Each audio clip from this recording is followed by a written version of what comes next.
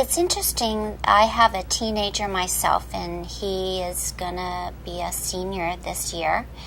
And I personally have benefited from coaching myself with my family relations, and I have used my coaching skills on my teen. He came to me one day last year, and actually it was late at night, at 10 o'clock at night. I came in to say goodnight to him, and he was very worried, and my son doesn't worry about anything and isn't concerned about anything.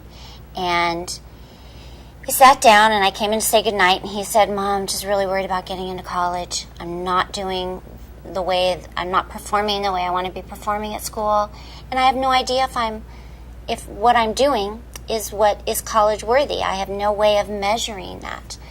And so I could see that he was really agitated, and I sat down, I got a piece of paper out, and I wrote down, "Tell me, what are you feeling? What are you feeling? Okay, you're this, you're that." And after 15 minutes, we had a whole page full of his fears and concerns. And I was very tired, and I said, "Well, obviously we cannot solve this problem tonight, but I would be willing, if you would be willing, to meet once a week and talk about this and work on these one by one." And he goes, "I would." So the next week we went to dinner, and I brought my coaching agreement, and I went through it with him, and I said, "I'm no longer going to be your parent. I'm not going to tell you what to do," which he loved. "And I believe in the philosophy that the answer lies within you.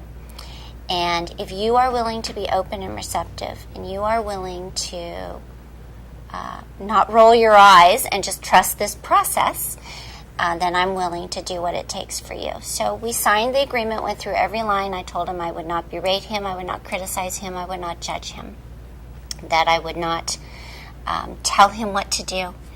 And he really, really enjoyed it. I'm not sure many people in a teen's life give them that authority and responsibility. And we met. We took out our piece of paper, and I said, "Where would you like to start?" And he said, "How about the top one?" And we went through them over the next 3 months. He came up with the solutions of going on college visits, going on the tours to find out just what does it take to get into college. And he could compare the grades he was getting with the grades that the students at that particular college were getting. He could compare the SAT scores with what he got.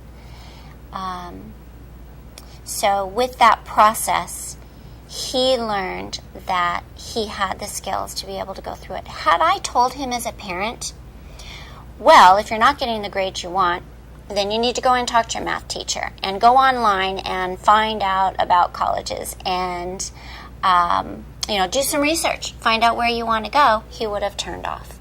So then the solutions and the ideas were his. And he was highly invested in those solutions in a way that, had I just told him what to do, which is very typical of parents, he wouldn't have listened.